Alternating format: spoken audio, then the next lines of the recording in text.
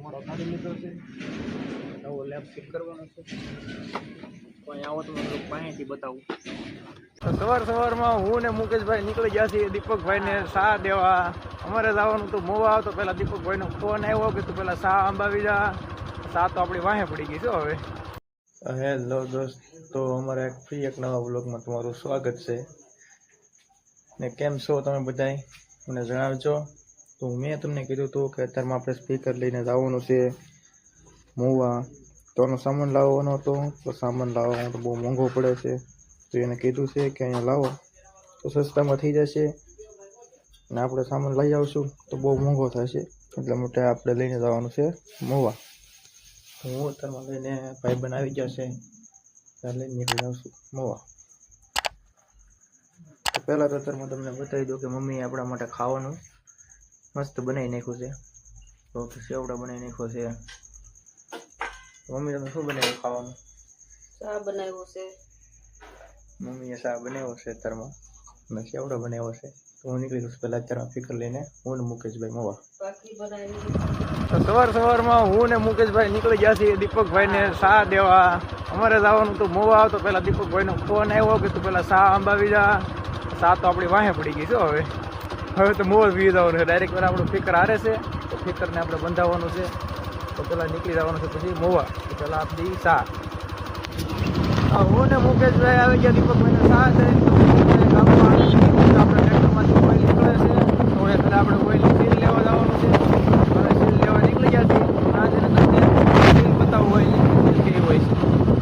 તો આવી સીલ લાવવાની છે. તો મુકેશભાઈ સીલ લઈ લીધી છે અહીંથી. તો એ છે આ ભાઈ પોતે. આવી ગયા તમારી સીલ. આ છે રાજુભાઈ, આપણા ગામનું ગેરેજ. મુકેશભાઈની જે સીલ હતી તે મુકેશભાઈને અમે આપી દીધી છે, અને હવે નીકળી ગયા છીએ અમે મોવા જવા. ના જઈને હું તમને મોવા દુકાન બતાવું કે કેવી સ્પીકર બાંધવાની દુકાનનું નામ શું છે.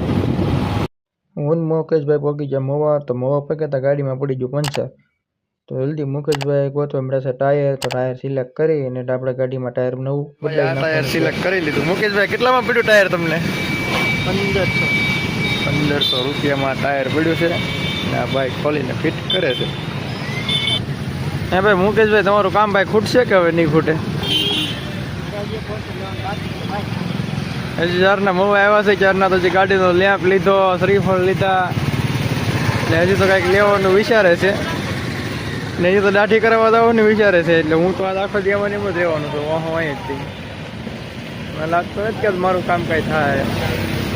ફિકર બાંધવા આવ્યા હતા તો ફિકરને ના દુકાને પણ બંધ છે. રવિવાર થી તો ખબર નહોતી. તો મુકેશભાઈને તો લાવવાનું હતું, એનું કામ નથી. એને કીધું હતું ને કે આપણે મુકેશભાઈની વાહે લેવાનું. નાનો ટ્રેક્ટર મળી ગઈ છે. નવી સીલ મળી ગઈ. સીલનો કંઈક ભાવ છે એવો છે કે 525 રૂપિયા.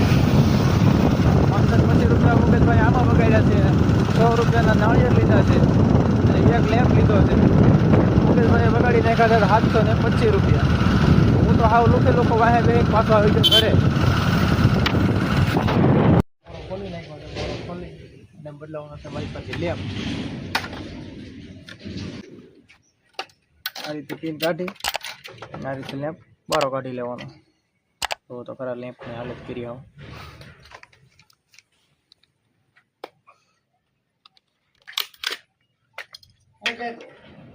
નવો લેમ્પ આપણે કાઢી લીધો છે. નવો લેમ્પ એને ફિટ કરવાનો છે આપણે. તમે પાસે રહ્યો થોડોક હું નજીકથી બતાવું તો બધા સરખું જોવે.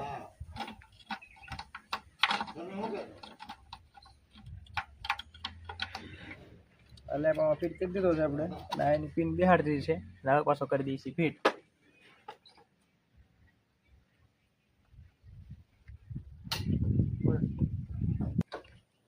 તો મેં લેમ્પ ફિટ કરી દીધો છે, અને હવે મુકેશભાઈ ચાલુ કરીને આપણે બતાવે છે. તો મુકેશભાઈ લેમ્પ કરો. છો નહીં વાલા શેડો હલ્લે છે. તો હજી અમારો શેડો પણ રિપેર કરવો હતો પાછો. તો પેલા શેડો રિપેર કરી નાખો. શેડો રિપેર કરી નાખ્યો તો હવે મળી છે લાઈટ થવા.